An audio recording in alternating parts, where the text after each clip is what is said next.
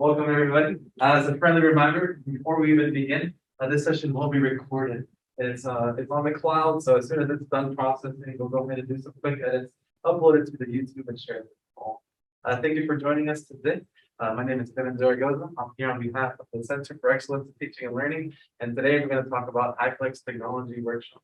Happy Monday. Thank you for joining us. So this classroom here, pop quiz. Which room number on this floor is this room? Oh, no. Currently, we're in 651. 655. Correct. Bingo. So this is Heafey 655, 656, right next door to IT on this side of the hall. And so this is our brand new classroom with brand new furniture. There are six desks and six chairs around each one of the desks. What do you notice beneath each one of the desks? What was that? A little container. Containers, yeah, to hold your backpacks. What about underneath that? What do you see? Underneath that? Underneath the stools.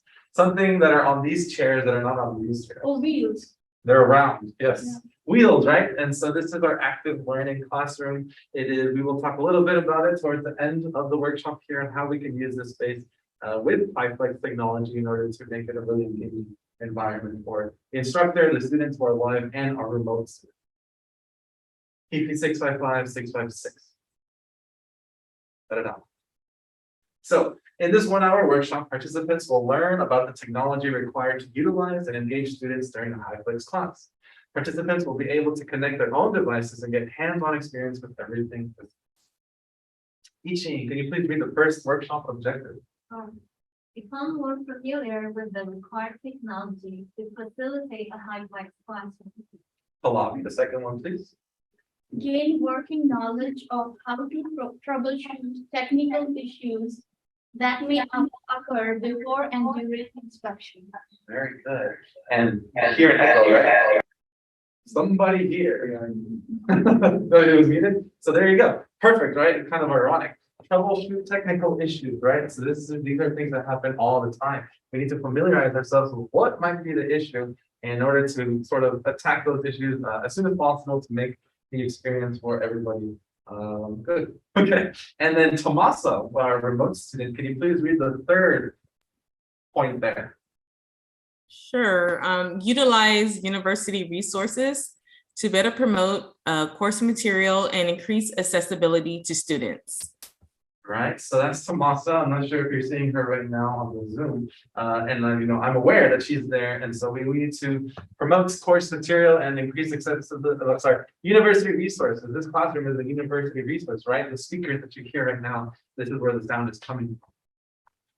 So connecting wirelessly, both of you are already connected to the network here on campus. And so when you are on the network and you'd like to connect to the screen, we're all on Macs actually, very nice. And so this is the desktop that you see, my personal desktop. Over here in the top right, you see a lot of different icons.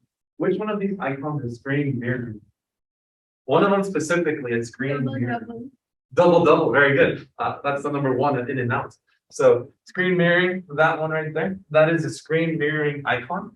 And so when we select this option here, when we are connected to the network, that gives us a drop-down list.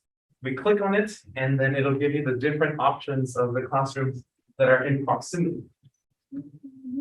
It's not showing you. Okay, so if you don't see the screen mirroring option, it's actually off by default. If you go into your system preferences and then display, there's an option there to turn on screen mirroring always. If you have questions or if you'd like to sort of turn it on after. After yeah. Yeah, same with the, do you see it? No. Screen mirroring? Okay. So yeah, there's an option and then it depends. I don't know if we're all on the latest OS. And so it's a little bit different, right? And so in general, if we're all updated on running the same software on Mac, we will select Heafey 651 in this case. Okay. Question there. So when we screen mirror, what kind of options come included? Question for you guys. When we start to screen mirror, yes, we can see what we see on our laptop on here. What else turns on? Oh, the room number. Room number, So we get to see the laptop and we also get to hear, right? we have the choice to select where we would like our audio. So that's my question actually there. Any questions there about screen mirroring? I already have the question about how to connect it, right? How to see. We can definitely talk about that post. Any other questions? So the screen mirroring is for the instructor, right? Not the- Great question. Is the screen mirroring just for the instructor? If we have a classroom activity where students bring their own device and we ask the students to mirror, they can also do it. However, small little caveat, we are in the talks with IT. I'm actually not sure if they're connected to the same exact network as we are to connect to these monitors. Reason being, if they connect using their what is it, my HMU or student HMU, I forgot what it is specifically, their emails. That might connect to different networks. Good if you know. I just know the staff faculty one. Yeah, but we can definitely verify that information. And just to add that, if you are considering having any class activity, in which your student will have a chance to project their work to the big display screen, we do have iPads available. iPads has the staff faculty network. So we can actually showcase, if we have time today, to showcase how do we connect display iPad screen onto the big display screen. So CETO does have Academic Innovation Center. We have over 20 iPads available for faculty to check out if you consider having any class activity for students to project their group work to the big display screen. Yeah. So in this scenario where a student may not have a device, we can provide you with the iPads, so long as it's not many of them already being used. So long as we have enough, we can definitely let you borrow whatever you need. Or other questions, comments, concerns? All right, so let's move forward. Again, welcome to HMU HyFlex Technology. As you look around, you see lots of wires, lots of hardware, right? In every single corner of this room. That's what we're going to talk about today.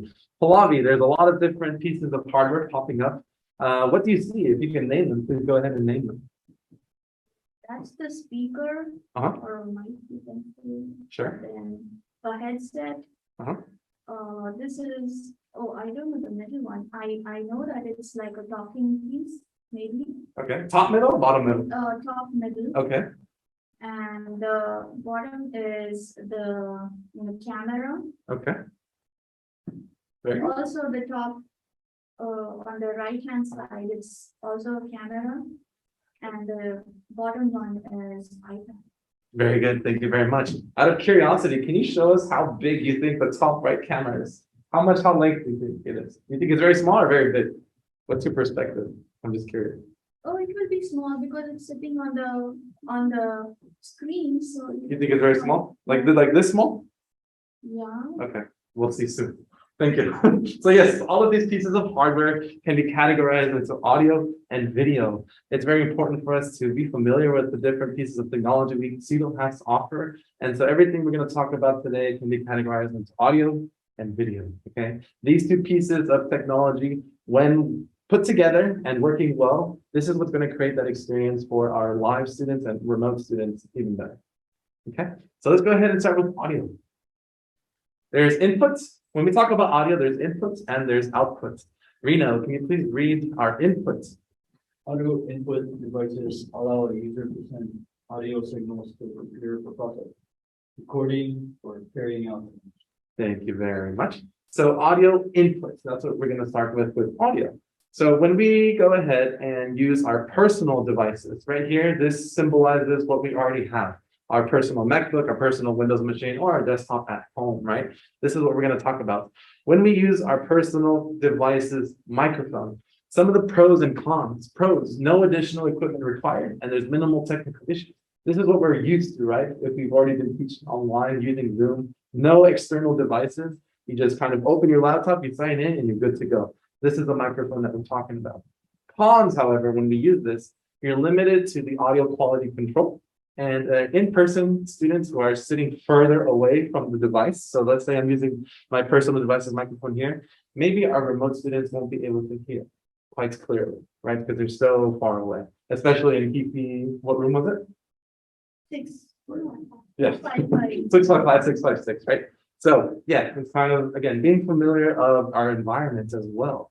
So in order to overcome this situation, we have a blue Yeti microphone, and it is right here with a pop filter included.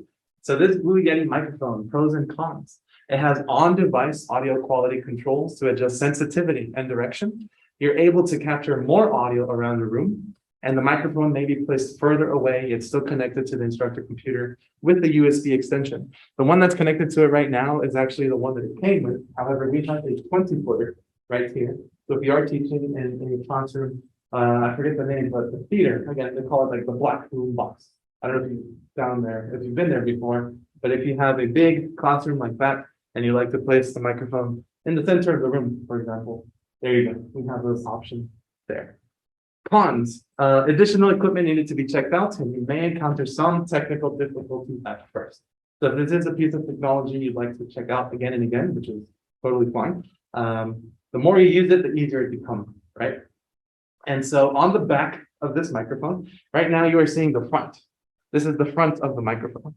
Notice that if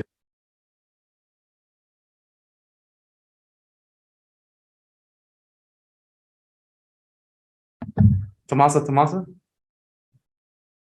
Yes, I can hear you now.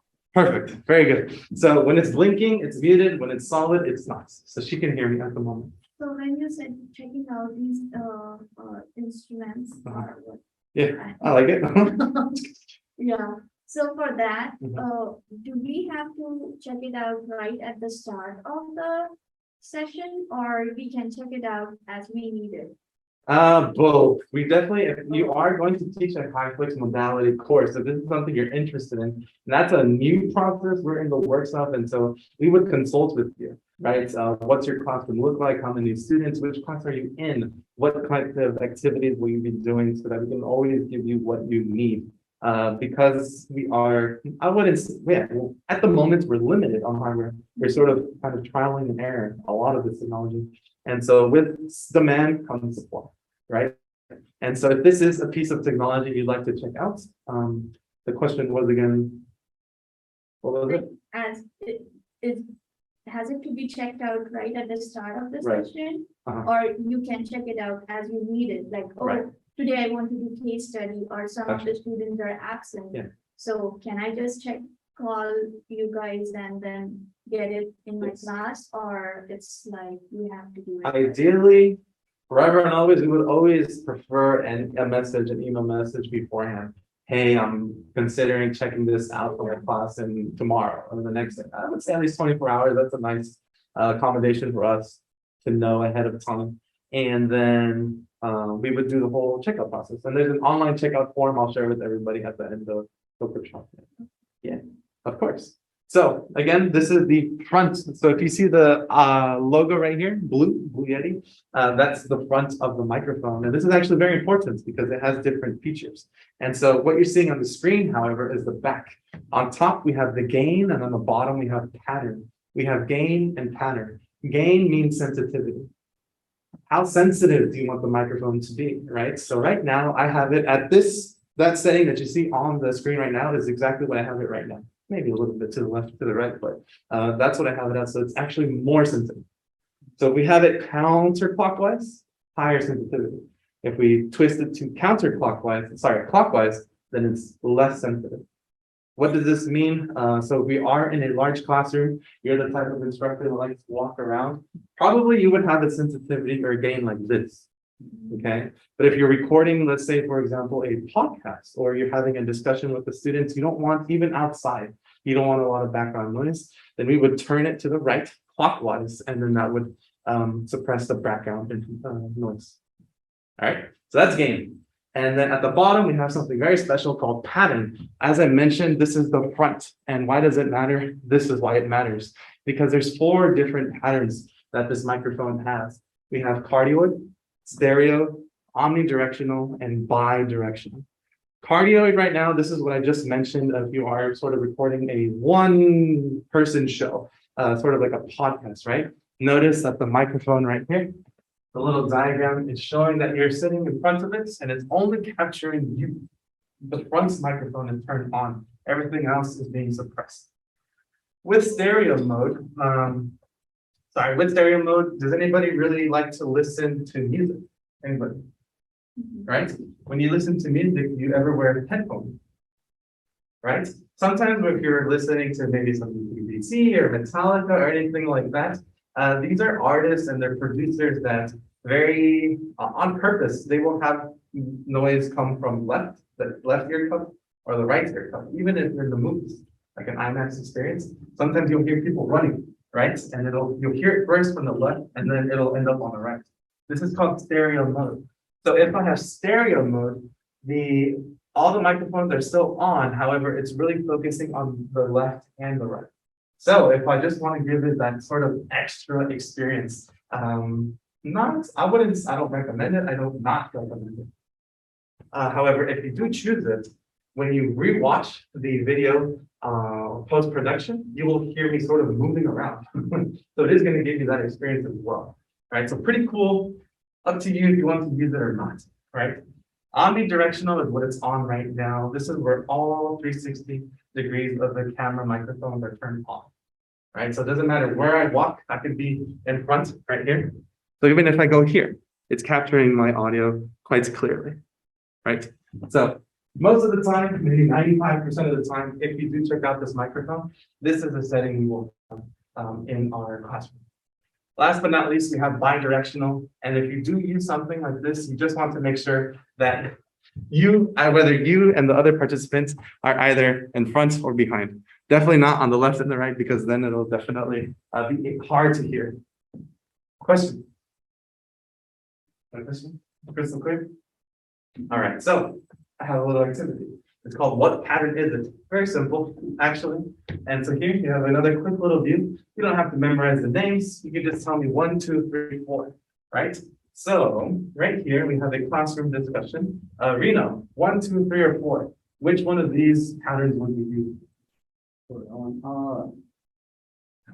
Omni? Omni? Yeah, You remember which is all directional, like the zero, it's just the third one? well, yeah, the third one. Very good. Right, so let's pretend right where this phone is actually. Let's pretend the microphone was right there. We would definitely want to capture everybody's voices and turn on the omnidirectional pattern. And then, well, we have a discussion here, an interview, right? Which pattern would we use? So the bottom one, which is, I don't remember the name. No worries, bi-directional. Bi-directional. This is the bi-directional pattern, and right here, this is preferred other than stereo, because stereo, again, that's more for like an experience, right? So bi-directional, we want to record very clearly what's in front and behind. We just need to make sure that the microphone is placed there. Okay, questions on that? That's the game. Thank you for playing. All right, so, and now we have outputs. Tomasa, can you please read audio outputs? Sure.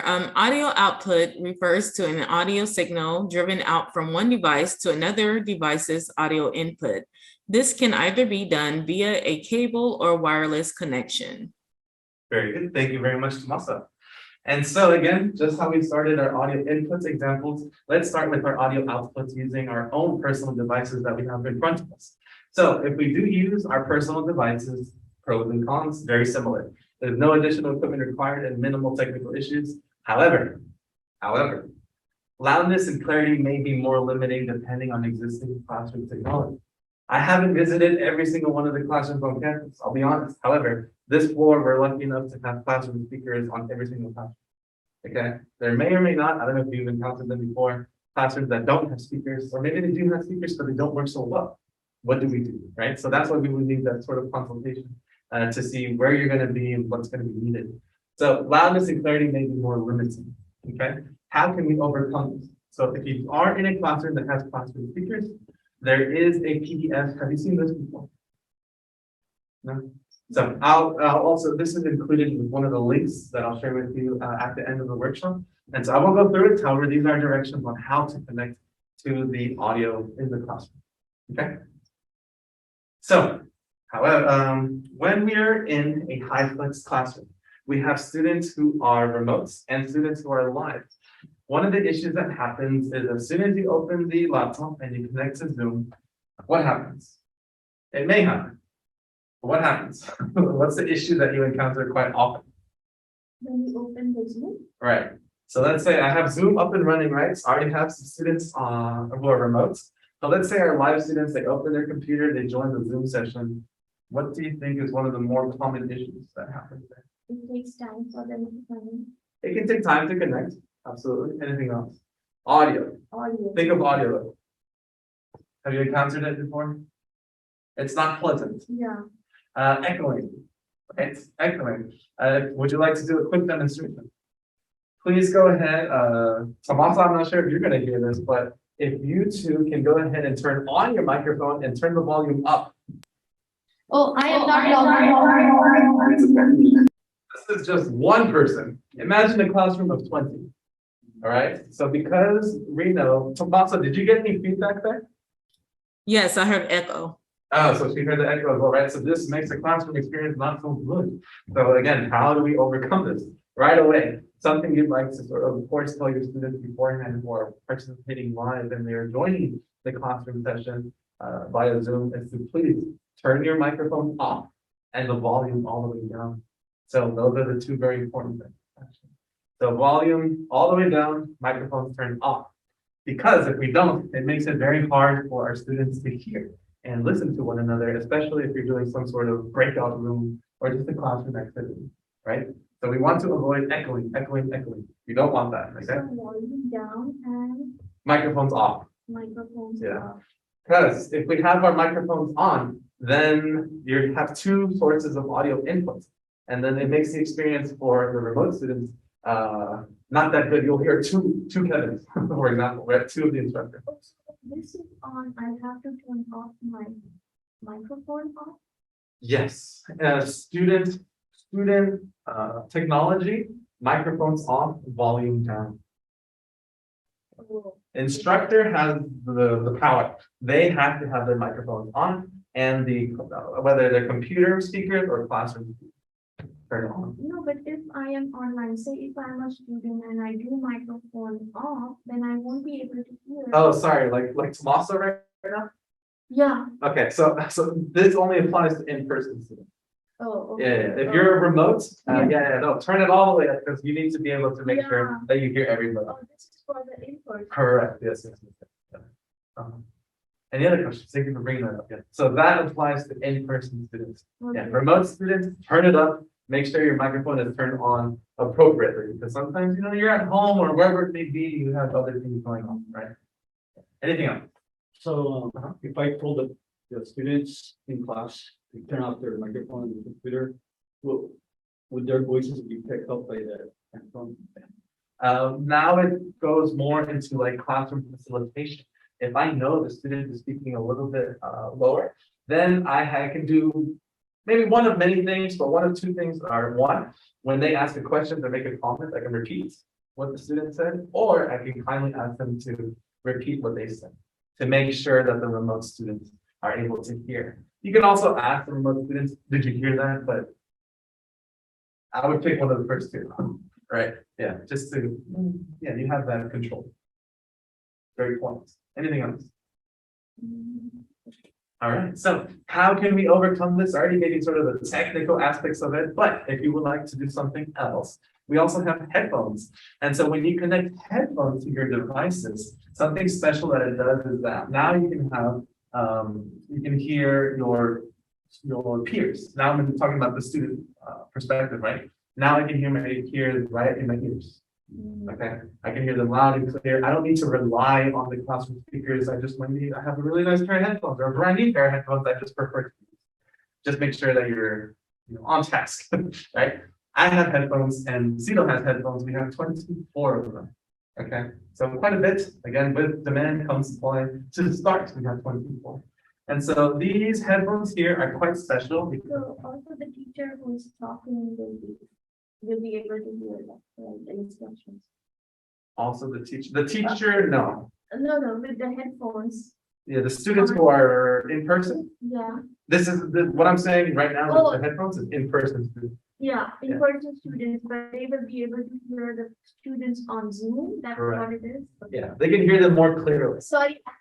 No, I'm asking you because. no, please bring them on. Yeah, because it not only helps us here, but also anybody in the future who watches the video. Yeah. So no, thank you for asking, really. And so what kind of features do you see with the headphones here? You have something sticking out right here. This is a No. talking piece, so yeah, microphone, right? So we do have the headphones, we have two different ones, this is just the one that I have right there that are hanging.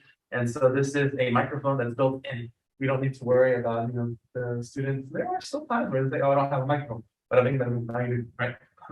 So pros and cons of using headphones in the classroom. It will prevent echoing the class amongst devices. We're not going to hear that crazy echo. You can still have the volume up because all the sound is coming through the headphones, not your actual computer. In-person students will be able to communicate with remote participants much clearer because it has that built-in microphone, and it reduces distractions for in-person participants because we are avoiding that echo. Cons, additional equipment needed to be checked out, and you may encounter some additional technical difficulties at first. Okay. Really, it's just all it is plugging in the headphones to your computer and making sure that Zoom recognizes that as your microphone and speaking device. That's really it, and we'll talk about that as soon as we're done with the device overview. Very good. So when we have headphones, we don't have students who are, you know, doing this or having a bad experience. We want a nice, happy experience for everybody in person. So activity, testing. Who's feeling brave? You're feeling good? All right, so we have the Yeti, we have the classroom speakers, and we have the headphones.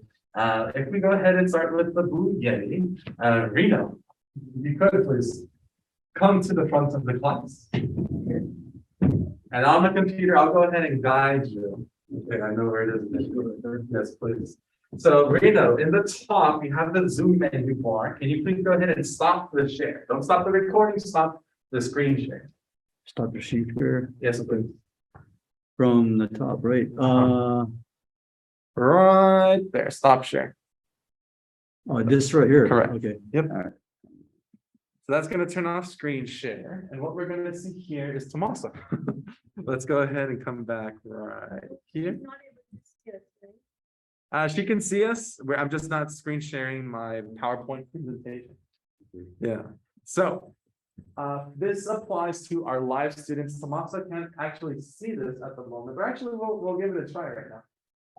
Reno, where can we find our audio options within Zoom? Within Zoom, Yes. audio options. Yeah, let's go. I there's want a mute right here. Very good, yeah. So if we click that icon right there, that's actually going to mute our microphone, right? So should I- icon. Should I turn it off? Keep it on. Keep it on. Okay. Yeah, so to the very right, there's a little, I call it a little carrot or a drop down, but in this case, it's a drop up Oh, okay. list. So let's go ahead and click on that. And Okay. here we have all the different options within Zoom that my device is currently connected to at the moment. Again, you will not see this in other case scenarios because right now we're showcasing everything we have on. So if you feel overwhelmed, please don't be, because right now this is everything we have. Right? And so you have two categories. We have microphone and we have speaker, correct? Yeah. So at the moment, the Yeti is connected and the Heafey 651, this classroom speakers are connected, right? Right. So please make sure you note that. So Rena, Mhm. you see the audio jack right there that's connected to the headphones? This one right here. Yes.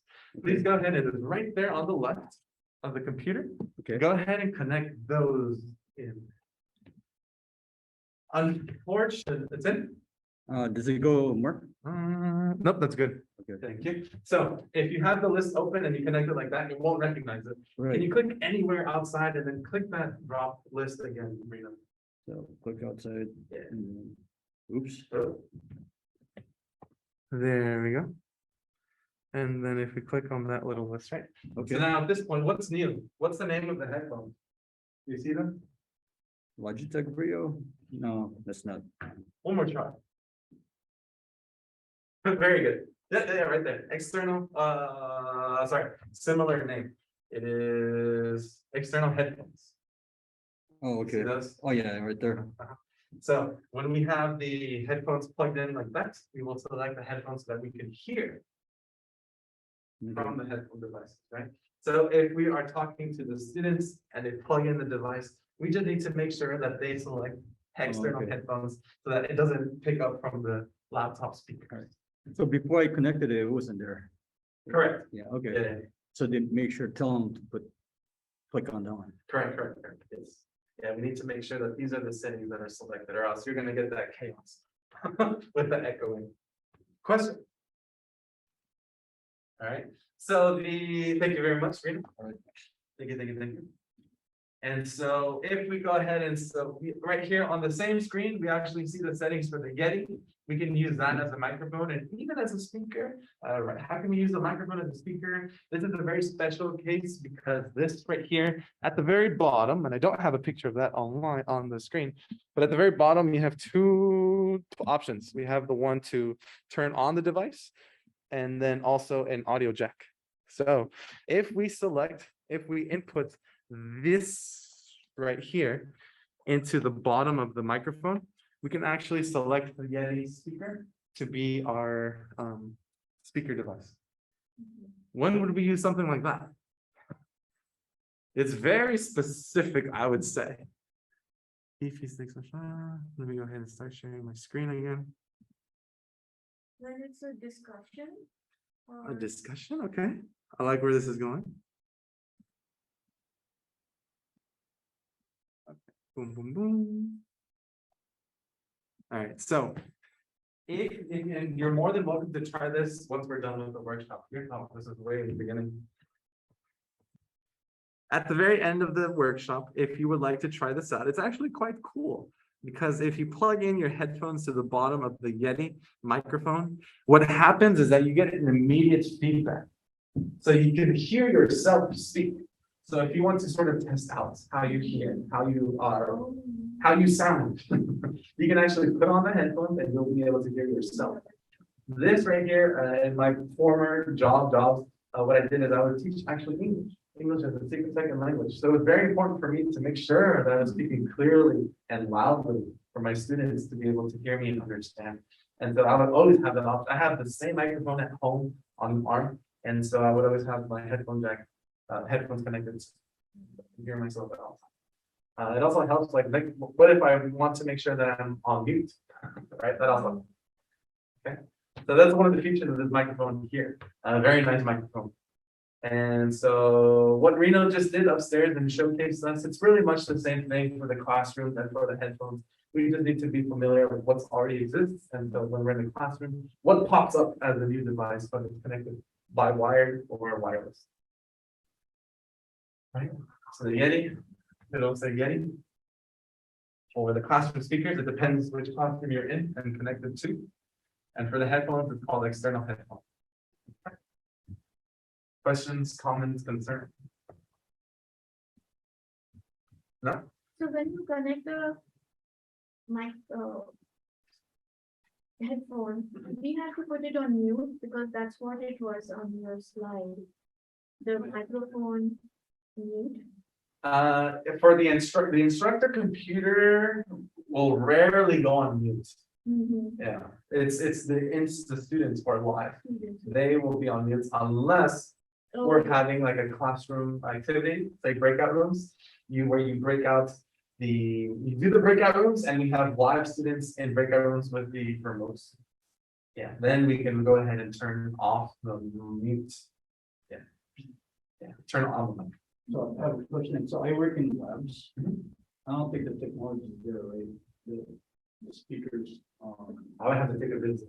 Okay. I know this floor very well. I know this floor and the cafeteria. That's why I know everything else I'm not sure. Yeah. So Bio 11.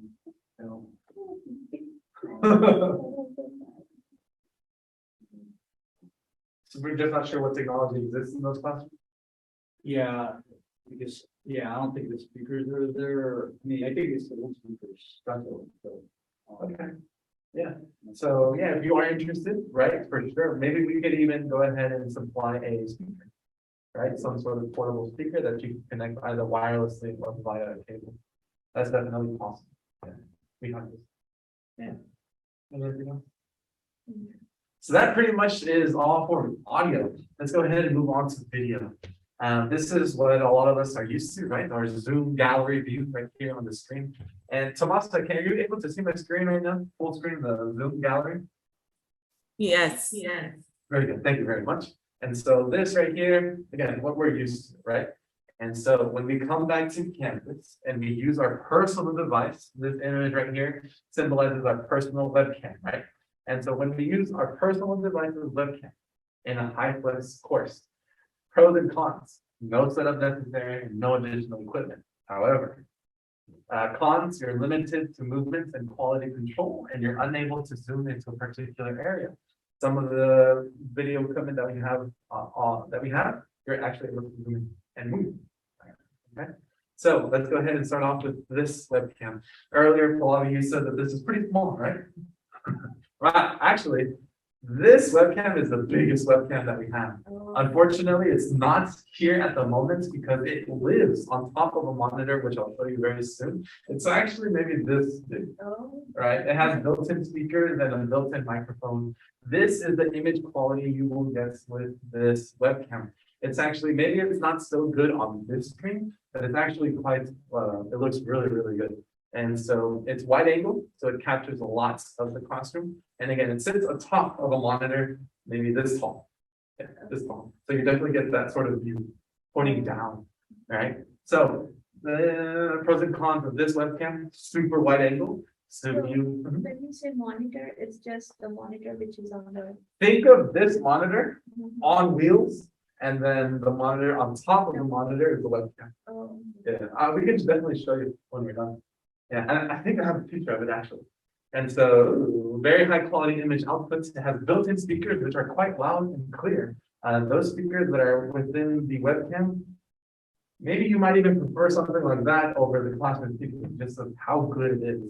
And remote grid view on Zoom. I'll go ahead and show. Oh, so if you're using this monitor, let's pretend that this, no, it wouldn't work in this classroom just because of the sheer size of the monitor.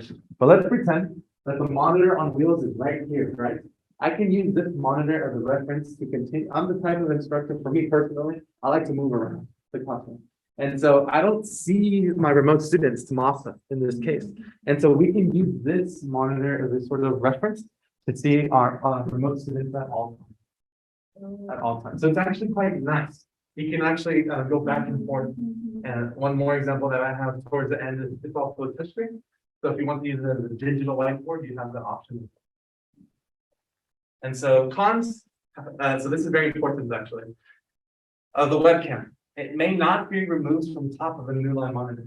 It can come off, but it will not come off. It lives, okay? So if you're checking it out, if you want to teach in this HyFlex modality, or if you just want to come by and use it, you're going to use it with the monitor, okay?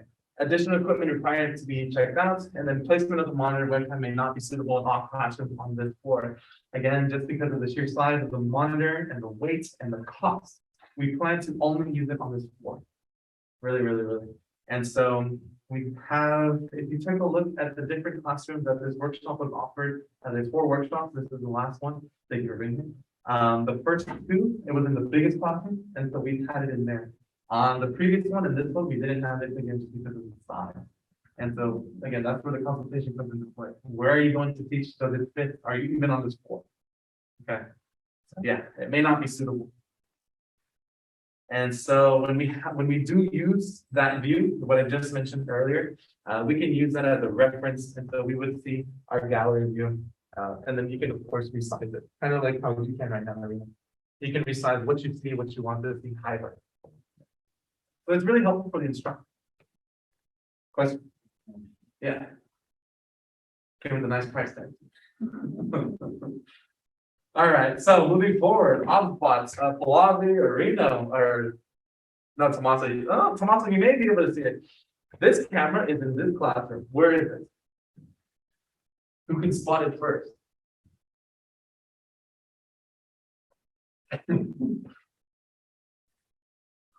Look around you, look behind you, to the left, to the right. It is in this classroom. Where is it? You see it? Oh, it's there. There it is. Very good. Thank you very much. So yeah, that camera right there is called the Obspot camera. For the longest time, I would call it, I'm going to just shut the door real quick. For the longest time, I called it the Obspot, and then it wasn't until I took a closer look that I noticed the B. I was like, Obspot. Obspot sounds much better. No? Obspot. So, okay, whatever. So yes, this is the Obspot camera. And we actually just got our second one in today. And so this camera right here, it's going to be part of something we call the HyFlex kit. So in the previous example, I mentioned that the webcam that lives on top of the monitor lives there, right? Cannot be removed. So what if I want to teach with the HyFlex camera, right? I don't have one. So we're going to go ahead and also make this available.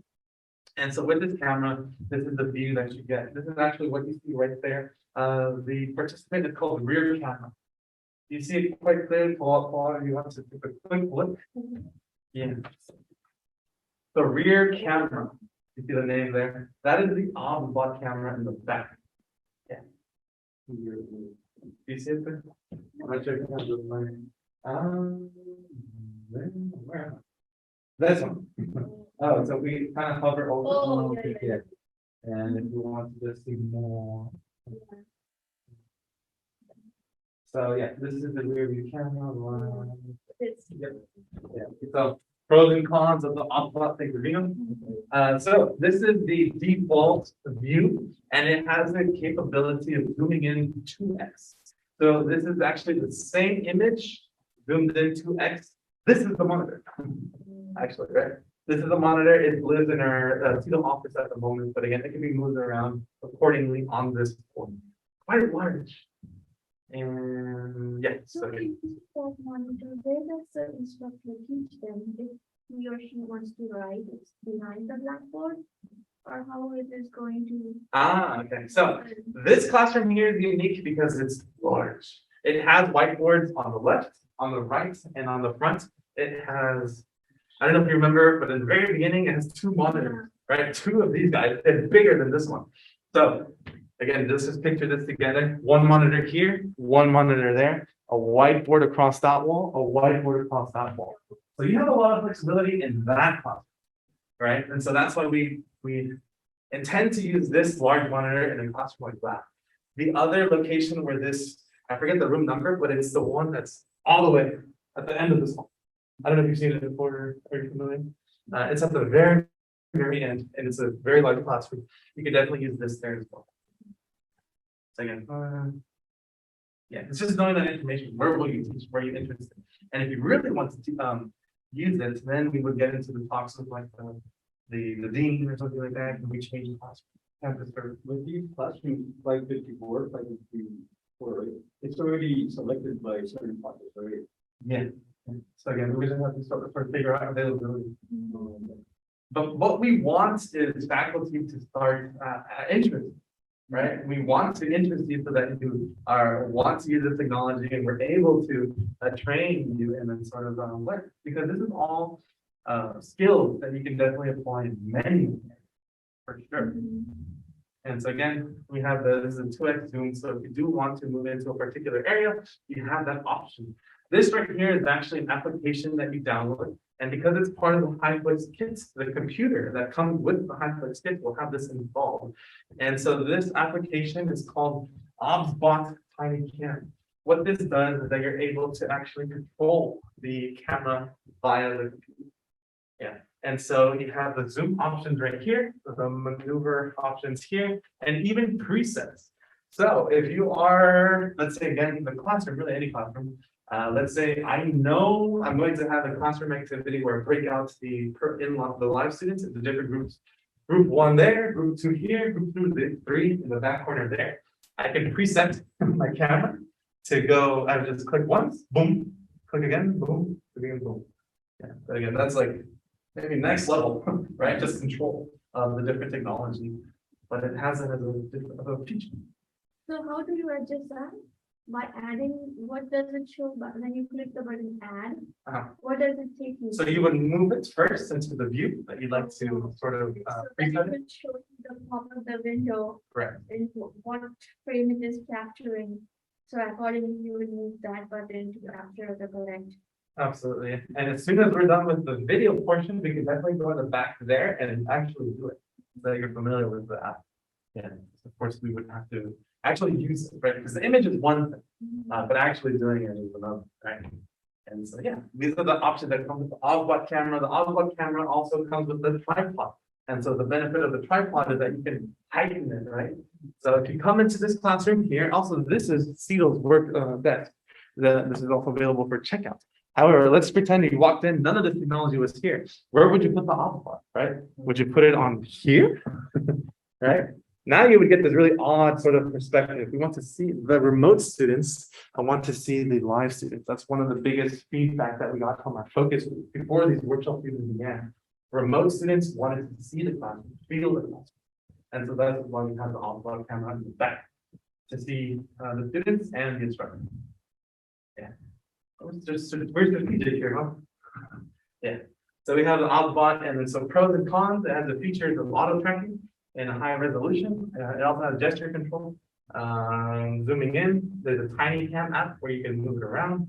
It can be mounted on a tripod, and it can use an instructor webcam or class view. Right now, it's connected to that computer in the back, but I can easily switch it with the webcam that's currently there.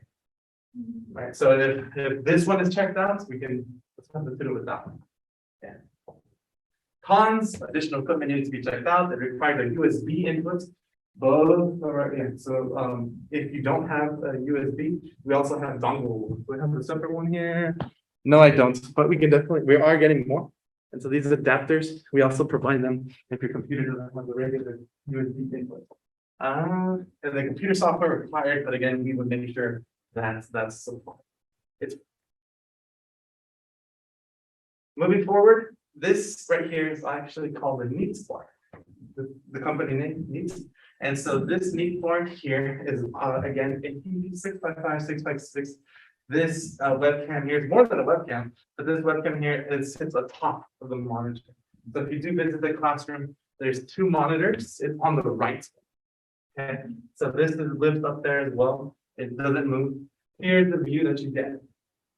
Right. So if I'm like Tomasa right now, if you work in that classroom and I had it turned on in part of the Zoom session, this is the view that we would get. There's that monitor again, right? Large, huh?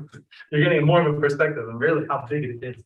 And so this one, just because of the heights, you do get a little bit of a different perspective. Yeah. But it's again quite clear, really wide angle. So this is just to have students feel that there are other students in the class. Primarily. And then they will also see what's happening on that corner whiteboard. Through what? Through what? Yeah, through which camera? If I want to write on that corner whiteboard. Yeah. And So- the remote person has to see what I'm writing there. How will that person see what I'm writing? Very good. Thank you. So is it my next screen? No, I can come back to this one. I can come back to this as well. I really want to address this question right now. You know, if I am using the whiteboard in one of the corners, how can my remote students make sure that they can see what I'm writing? Did I skip it? I did skip it.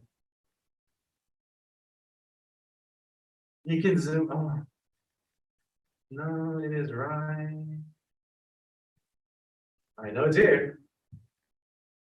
Oh, here we go. So in that classroom, there's a little table that's right here, and it has this tablet. And the reason it's here is because it has to be connected to power. And so this tablet is connected to the lead form. And so with this tablet, just like the application for the hotspot, you can also move it around and zoom in. Right? So if you want to manually go ahead and move it, then you have the controls to use the tablet, move it around the classroom, zoom in, zoom out. It's not here, yeah, but another classroom instead. So that addresses that question. Do you have a following So question? then you have two cameras, one for the classroom and one for the whiteboard. You have, right? With availability, With the you can check out. with the tablet, I mean, whatever I'm writing on the whiteboard, right? So you can use the tablet for that, Absolutely. and then you have a spot for the room, correct? Correct. And then, what if, but for the Zoom, then what will happen for the Zoom then? Or if it's a PowerPoint, then students can see the PowerPoint, Right. which I'm sharing the screen, which is regular. Right. Plus then if I want to walk around and write something on the board, Right. they can look with this Yes. laptop camera, and then there is the back one, so the Correct. students. Yeah. Okay. So again, being familiar with the technologies. Let's just say you are I don't want to say I'm an expert, right? But let's just say, I'm familiar with the tools and the features and the directions that we must follow to get the view we want to. So I don't even have to look at Reno's, right? But if you kind of take a look at Reno's computer, Reno, I'm going to guide you through these steps, right? Let's just say I'm going to go into this activity where I'm going to write on the whiteboard. Right now, you see the shared screen and you have the gallery view. I would tell my students, hey, please make your gallery view bigger. So please make the gallery so that the shared screen isn't so big, Reno. I want to see more of the my gallery view, the remote student. Oh, more of the remote students. Yeah. Then- Not the shared screen. Make the shared screen portion small. Yeah. Very good. So if you hover over the camera that says rear view, and in the top right of that little square, there's like a menu button. Yeah. Can you click on that menu button? You'll see an option that says pin. Yeah. Go ahead and click on pin. And so what that's going to do is it's going to prioritize that to view. So my remote students, I would kind of guide them through this process. Hey, let's go ahead and switch on to, please go ahead and pin the rear camera because we're about to go into a whiteboard activity. Right. So again, it's just familiarity and control. Yeah. And as soon as you're done, Laptop camera, like I mean, not laptop, sorry. The, what was this camera? the neat bar. Oh, This camera? yeah, no, this was a tablet camera, right, which you were saying. That This if I tablet am- controls this camera. Nothing else. It doesn't, it's not for, you can't see Zoom or anything here. It's just a fancy controller. Like Oh. this. Yeah. It's just a fancy controller for this guy. So then, there will be just two cameras, right? Right, catch it like that. With supply, if you want just different views, in the first two workshops, we had 1, 2, 3, 4 different cameras. 4 cameras. So we can go up to 4, and if we get more, you can even have 5, 6. But again, now you're getting kind of greedy with the hardware, right? Sharing and sharing. We want to make sure everybody has some. So this is why it's important to be familiar with the technology, familiar with your classroom activities, what you're going to do, when you're going to do it, and so you can best control and see what works out for you. And keep in mind that this isn't set in stone. Your first classroom experience might be very different from the second one. You go back, you watch the recording. Actually, I don't really like this view. Let me go ahead and try another camera. Let me go ahead and place that camera in this corner. Trial and error. Yeah. And every instructor is going to be different, for sure. Follow-up questions to that. I skipped a lot of slides. I need to go back. So yeah, we were at the needs bar here. This is the view. We're back where we sort of started earlier. So this is the view from the needs bar. Again, super high quality, really wide. Bless you, bless you. I won't go through everything, but again, some of the more prominent features. Again, wide angle 12 megapixel camera. It does have a built-in microphone.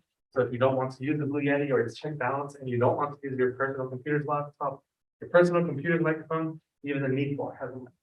Okay. And it's automatically connected. It joins as a guest into your Zoom session, just like Reno is right now. One of the features of the needs bar is that it tracks you, just like the Omnibot actually. And another kind of neat feature that they really try to sell is that if you are in this situation right here, and you have folks who are sitting at a table like that, the needs bar can actually notice these people who are sitting. It tracks them using AI, and it makes them into one partition. Interesting, cool. It's kind of, I don't want to call it a gimmick, but again, if you want to use it, it's fine. You can turn it off, you can turn it on, up to 4 participants. Yeah, that's the view. Just something to share. So pros and cons of this needs bar. It's a classroom feature. There's no forms required. However, if you want to, maybe you are not familiar with the tech, so that's where we would come into play to make sure that you can connect. There's no form. It lives in that classroom. Device joins as a guest into your Zoom session. It has that smart gallery feature, which leverages AI to take a single camera view of multiple people and separate device controls for audio and video. That little tablet, that's on the camera. Cons, I should have put 5, please. Please. arrive earlier to make sure that the decor is connected properly in that classroom. We have run into situations because it's a standalone device and it works, it doesn't work with the network. So we need to make sure that it's connected properly and enjoying your session properly. Please. So, having this camera, and if the session is being recorded, it is also recording this camera, If you have them in the classroom, but then, everything is being recorded. yeah, but then, is it not like, then students should have, like, we should have a permission from students for them to be recorded, right? Whoever are coming in the class. Yeah, part of the, I believe, the workshop before this one was policy and pedagogy. Yeah, We reviewed the syllabus in that. It would be something that shared with the students and something that we would all agree to. so Yeah. only then it is possible, right? Like, if the students have issues. If the For student them has to issues, be recorded. correct. Yeah, we have to make sure that we know what we're signing up for. So in theory, in practice, we want to make sure that if you are on so biology, right? Let's just pretend you both are teaching the same biology course next semester. Rena is teaching it in HyFlex. We want to make sure that the other instructor is teaching it in another modality, whether it be online or in person or hybrid. Because HyFlex may not be something everyone's comfortable with. Yeah. So we want to make sure that HyFlex is like, whether you see it like this or you don't, an accommodation, they have the choice to come to campus or not. Yeah. So, but yeah, you have to make sure everybody knows what they're signing up. Yeah, because it's very important to make sure that it's being recorded for that classroom experience. So HyFlex is right. Trying to make the remote students feel like they're live even though they're at home. Or maybe when there's a recording done, you can crop those. Yeah, Or the camera which has captured. we can definitely crop. Or the camera which has captured those images can be deleted. And then just whatever the instructor is saying, maybe Correct. that is there. Yeah. Once you have the recording as the instructor, we can give you tips and tricks on what apps to use and edit. Cedo doesn't do that. Um, We're not going to edit. Let's just say this is a very popular tool that faculty starts to use a lot. We don't have the capacity to edit 2-hour-long lectures for every faculty. So we're just not going to do it from the get-go. We can give you tips and tricks on what to use. iMovie, Final Cut, Camtasia. Yeah, but we can edit. Sorry. Yeah, no, I was not expecting, it was Just to make it clear for anybody. It's crazy if you all like. As much as I love to do it, right? It is part of to create material for our department, but we can't do it for Everybody, yeah, that's true, yeah. No, I was not. No worries, yeah. I was not heading over there, I was just. Yeah. Like thinking, can IT do something Oh, in for their sure. programming, Yeah. where when it's capturing something. Uh-huh. From just a classroom view. Yeah. Then deleting those right away and just having the lecture, I was just thinking in a programming. At programming What's level, possible. like Sure. editing, yes, like faculties have to do that, that's not. I got you, I hear you. Another sort of tool or something to think if you want to think not outside the box necessarily, I'll tell you, but let's just say maybe this technology feels like it's too much. How about this? Let's just start off with next semester. You just check out this Blue Yeti microphone. Just the microphone, just to make the quality of our lectures more higher, right? And so it doesn't matter if we're HyFlex or not, hybrid or not, online or not, in person or not. Using this microphone and recording the lecture, now with this file, we can upload it to Canvas or YouTube and listen to it, right? Something very popular nowadays, podcasts, right? If your students want to catch up, you can either chop it up or not, and then provide that to students. Again, baby steps. Yeah. But we can definitely start on the deep end as well, right? So, being familiar with the tech. Testing, activity, we kind of already went into this earlier. 117, pretty good. We have the webcams right there. I'll really have to make sure that it's instead of earlier, Reno came up here very kindly, very perfectly. He selected the list, right? So when we're doing the videos like this, very similarly, we want to make sure that we're in the video icon to the right of that, and we select the appropriate camera. Yeah, if you're with the Logitech webcam, it's called the Logitech Meetup. If you're using the Avbot, it's called Avbot Tiny Cam. And if we're using the neat bar, this joins as a guest. There is no setup within your personal Zoom. You just need to accept them into the Zoom session because you're the host. That's it. The Logitech Instructor, the Logitech, Sorry, yeah, no, so, that's, this one is brand new. We just opened it this morning. that camera right there? Yeah, that little one right there, right? Yes, that one's brand new. It is also Logitech. I actually have to update these slides because now we have this brand new camera. But the Logitech that you saw up here earlier is actually the one that's in the big monitor in our office at the moment. That's called Logitech Meetup. This one is called Logitech Brio, B-R-I-O. Yeah. Everyone did it. You can turn on and off that auto framing where the partitions of 4 people, you can actually turn it on. So, how we started, right? Lots of different technology, lots of different pieces. I really, we don't want it to feel overwhelmed. We're just sort of familiarizing you with what we have to offer at the moment. We hope to actually have more supply in order to let faculty just go at higher. Go that extra mile for students, whether they're in person or remote, right? This technology definitely helps when it's used appropriately and efficiently. And so consider this moving forward. Do you use whiteboards in your class though? Yes. All right. Do you do the digital whiteboard or the physical? Both. Both? Yeah. Okay. Sure. Yeah. So if in the HyFlex modality course, if you do choose, we kind of already actually talked about this earlier with the question that you had, right? About the zooming in, how do we do that? And so if we do go with if we do use digital whiteboards in our class, something that you can do, I'll talk about this very shortly. We have iPads.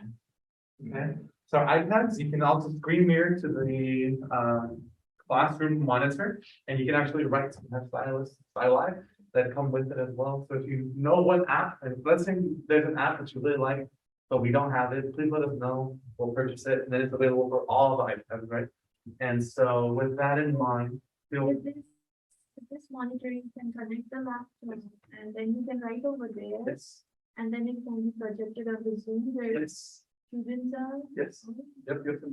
So if you have that preference, if you want to do that, to go that route, you can definitely do that. And even let's go now let's take that example even further. Let's just say you check out 10 iPads. Now all the students in person or remote, they're seeing each other's screens because we can mirror any device. Yeah. So we have the iPads. But let's just say you kind of want to make a balance, right? And we also have the camera, they can zoom in to the camera, to the whiteboard. And so that Avbot, just for example, it's on a tripod. We can move that tripod closer to the whiteboard too. We have that power, why not, right? It's just there for now. And then last but not least, it's the big new line monitor.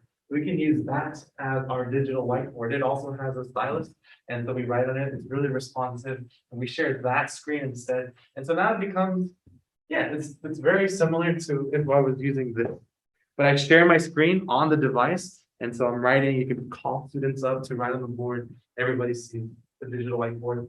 And if you use the Zoom whiteboard, what it does is that it saves your work as a PDF, and then you can share that with. So digital's cool, but still, there's still some preference to using the physical whiteboard anyway.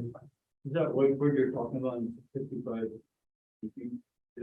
That whiteboard that looks, The physical one or the digital one?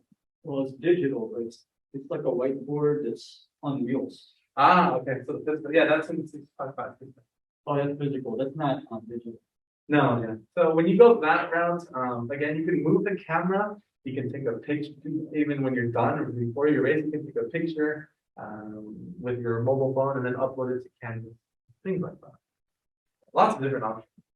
Yeah, and now we have 6 more whiteboards. Like I mentioned, there's 6 desks, 6 chairs all around. It only makes sense to make 6 more whiteboards. And so now each desk can have a whiteboard. So we have activities within that classroom that are whiteboards. We have markers and erasers as well. Yeah. So on our Speedo SharePoint site, we're nearing the end here. Thank you for bearing with us. There are PDFs that exist. And so you feel free to get inspired by them. They're for everybody here on campus. Explore, maybe you like one that you really see. If you want to use the digital whiteboard route, if you want to use that, feel free to download it, put it on your personal device or on the iPad and use it. All right, these are just templates. Yeah, you can use them however you like. Here are all the iPads that we have in the office, 24 of them, but we're going to keep one or two of them, just hold it back because it would be kind of like our main iPad to control all the other ones. So again, but with demand comes the supply. This is just the start. We have this voice amplifier. They're actually right there at the very end. There's two of them. A concern came up where faculty felt like because of wearing the mask, they might not be loud enough or clear enough. So with that in mind, we went ahead and bought some voice amplifiers. We have a wired one and a wireless one. This right here is a speaker. It has volume controls at the top. It's really plug and play. You wear the headset, you talk, you amplify. So if you want to have a classroom outside, you even have that as well. Woo! Right. So ending off where we started, this classroom right here, if you want to go ahead and request it, for example, like I mentioned, this class is on wheels. And so it's this is the current layout that it's in at the moment. And if you want to go ahead and move it, you have that option. If you want to have a discussion and put the microphones back in the middle with the little table there, that's definitely possible. You can have two groups of three. We can have this sort of more very like a Thanksgiving dinner sort of style, right? Three groups of two. There's 7 that I have on here. Still 3 groups of 2, but more linear. And then last but not least, we have it where the tables and the desks are pushed to the side. In this example here, we can have the needs bar capture the activity that we do within the classroom, this open space right here. But again, you're not limited to just that neat bar there. Let's just say it's having a day, doesn't want to connect. You can definitely use the off bot. Put that camera in any corner, really anywhere, and then record the activity that you'll have in the classroom. Now, what do we do now with all this information? Of course, you can reach out to us and make an appointment to start your own personal project. Let's talk, let's consult. Again, you don't have to start from the deep end, let's just start from the beginning. Visit our Speedo Workshop SharePoint site for more information on upcoming trainings and resources. Revisit session material from today within that same link earlier. I'll go ahead and share them with you right now. And so if you do, you have a smartphone. I have this nice little QR code right here. You can go ahead and scan that. It'll go ahead and take you directly to our Q&A feedback form. This is very important for us to make sure that our workshops in the future are better and better. And so we have learned a lot from everybody who's taken the survey. And so, yeah, I would say, Tomasa, I hope the workshops got better and better with time. And so we do appreciate your feedback. Did you get it? Oh, sorry. Let me go back. There we go. If you just shoot your camera at it, you don't even take a picture. It should notice it, and a link kind of pops up. You tap it, and it takes you directly to the phone.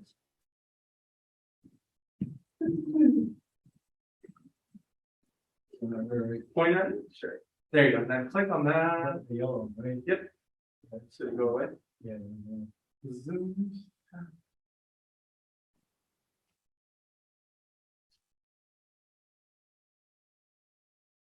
No. Okay, it's probably that glare. All of this. You got it? Yeah. And if that doesn't work, you can do it from my screen here. So even this, right? Did it go through, Rena? No, I didn't. Okay, so because you are on the Zoom session, Rena, I do have, if you see right here. So this is actually something you can keep in mind as well. This PowerPoint was 114 slides, lots of images, lots of examples, right? This is really typical for the work. And so in addition to this, right, this screen right here, I have what I wanted linked on the next slide, but it's hidden. So when I'm in slideshow view, you don't see it. And so this right here, simply, I'm just going to copy and paste it and send it in the chat like that. All right, so I'm just extra prepared for that situation there. Same with the QR code, it just doesn't work. There's a huge glare. And so that next slide there, I'm just gonna go ahead and copy and paste it, oops, in the Zoom chat. And so now it's available for in-person and remote students at a click of a few buttons. Questions, comments, concerns? I am done. Thank you very much to Masa. This is our remote students. This is a co-worker of ours here. Thank you very much for joining us, Tomasa. Very helpful. Hope everything was you were able to hear everything nice and clear. Yes, thanks, Kevin. Thank you. Yeah, absolutely. So yeah, that concludes our final HyFlex technology workshop. Really appreciate you for coming. Hopefully definitely spark some interest. And so for now, what we can do, I know it ends at 1:30. Look at that, 1:29. And so I'll go ahead and stop the recording, and then you can kind of mess around, play with the technology we mentioned about moving the off one over there. If you still want to do that, you can go ahead and try it out. So thank you very much. Come on. We'll go ahead and catch up later on, and have a great rest of the day. There you go. Yeah, so making sure that remote students and live students feel welcome. So never forget your remote students for sure. Yeah, and you only get, I would say you only get better out with time. Because the first one was choppy. Yeah. There you go. What would you like to do? I'm an open book. Or you're more than welcome to just, you're done. For sure. Yeah, I guess. So these two pictures are, sorry. No. Uh-huh. So one is from your laptop and the other one is from the. Correct. Yeah, the one is this webcam here. The other one is that webcam back there. Yeah. And so we mentioned, being able to connect with the, what's that right there? That one is doing a timeline recording. And so with that, I'll go ahead and edit it because I did record earlier, like setting up the space. And so because setting up also takes time. Right? And so it'll be like this fun little thing that will include how to set up the HyFlex classroom. Because you only get better and faster at it the more you use it. The first time you might, because again, like I mentioned, this is the first time we recorded and we made this workshop in this classroom. And that was done intentionally because, of course, you're not going to always have the luxury of having like the big monitor and the double screens and the classroom. So we kind of purposefully made ourselves suffer, right, at a loss of the technology so that we can make sure that the HyFlex kits that we promote and make available is suitable for as many classrooms on campus. Yeah, so the first two workshops are recorded. They are live on YouTube. And so if you like to sort of experience that, yeah. Let me go ahead and actually show you.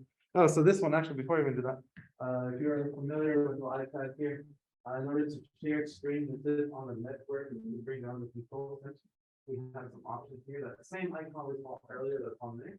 So you go ahead and click on that. Because again, when you're connected to the network, it notices all the different options around it. This classroom is 651. So go ahead and click on 651, please. And so a code should come up here, and then we'll go ahead and type it in there. 7168.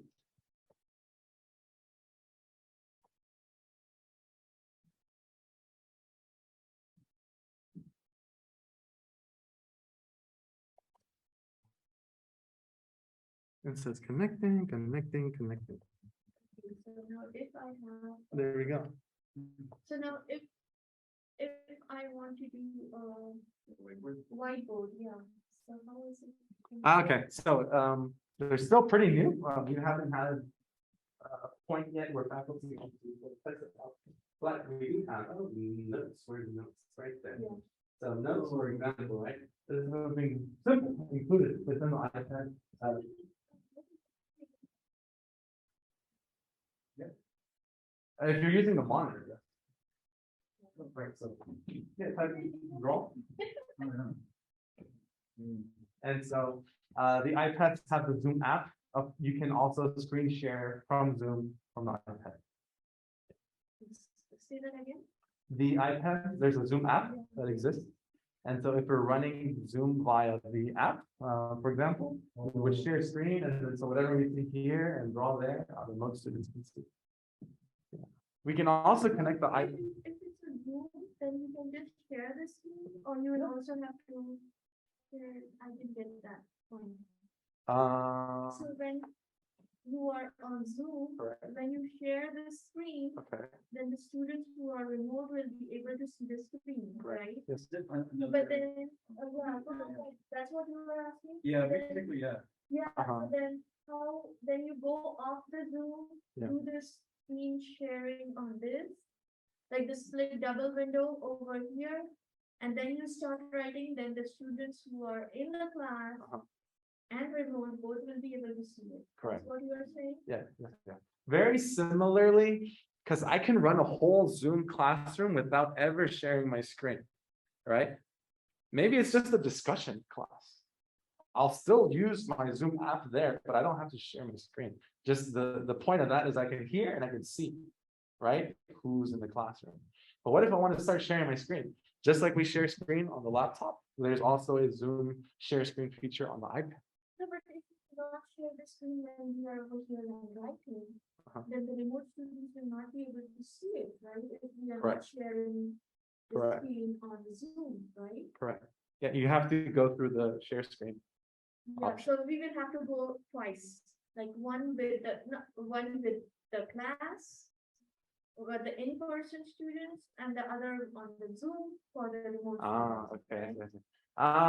No, there's nothing you have to do twice. So then how, if I do, now, right now, we Okay. are sharing the screen, right? Yeah, So if I was writing here something, okay. will Tomasa be able to see it? After you share screen. Yeah, so but then, yeah, that's what I'm saying, like shared the screen from here Uh-huh. on this monitor, Uh-huh. plus I'll have to share the screen when I'm on Zoom, right? No. As soon as you start sharing screen here, then my remote students can, the shared screen takes, it's overpowers everything. Oh. Yeah, so okay. as soon as the instructor, the host, shares the screen, it becomes the primary screen for everybody. Oh. You'll see that in the video that we create. Actually, I'll show you right now. I'll go ahead and reconnect. And Oh, It's an that's option, it's in like- your option, right? It's gonna be an option. Okay, you can do it. yeah. So in order to share it here, you go ahead, how do we stop sharing? Screen there and then stop. Let me go ahead and connect now here. So I can go ahead and just give you a brief overview of the other workshop. 651. Code. Okay, you can connect via Windows, iOS, macOS, and Chromebook. 1286. Thank you.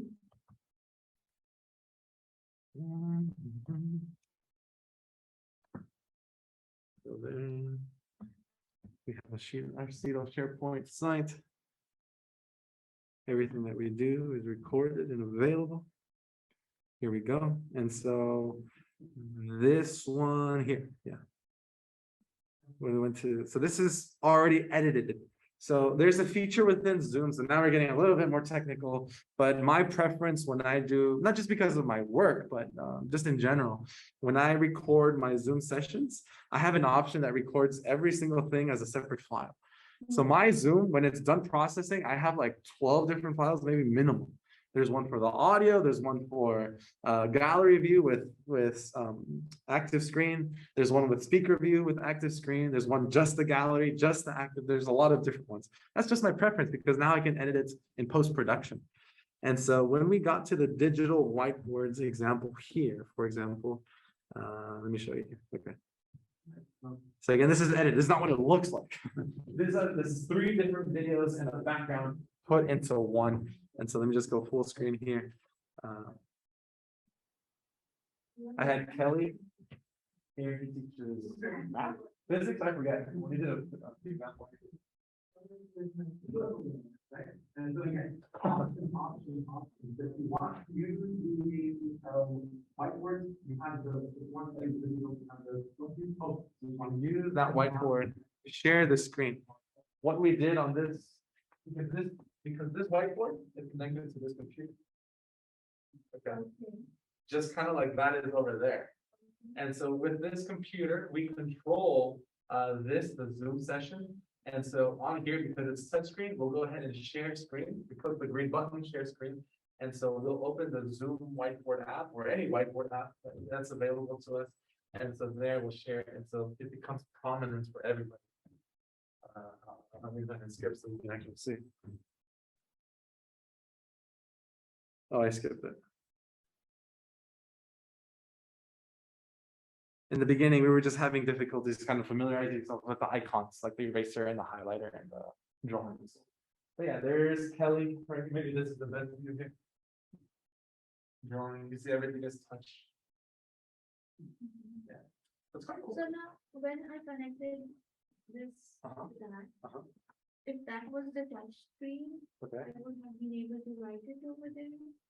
And then. No, the touchscreen is one device. We don't, the only thing connected to it would be a computer, not an iPad. Yeah. Though it's possible, but that's not the best route. We have more options available at a glance via a computer than an iPad. Yeah. Like earlier today, we thought about, can you connect an external webcam to an iPad? No, you cannot. Yeah, because like, what if our HyFlex kit is just an iPad? We have 24 of them. And the webcam. No, unfortunately, no. We have to get more laptops. But again, it's something that we want to promote and make useful, so we will get them. Yeah, I really like this. That's such a complex thing. Absolutely, yeah. No, I think it's exciting. Since our focus group that you were part of, right? Some 2 semesters ago or last semester, I forget. Right, so it's been some time. It's been in the works, and so finally we're here. This is the last workshop for now. With everything, well, I'm sure that Iching, Tomas, and I will get together. We'll kind of have our own little discussions and what's next, right? Can we go ahead and do like a digital whiteboard workshop using HyFlex? We can do an iPad workshop. I'm super excited for that.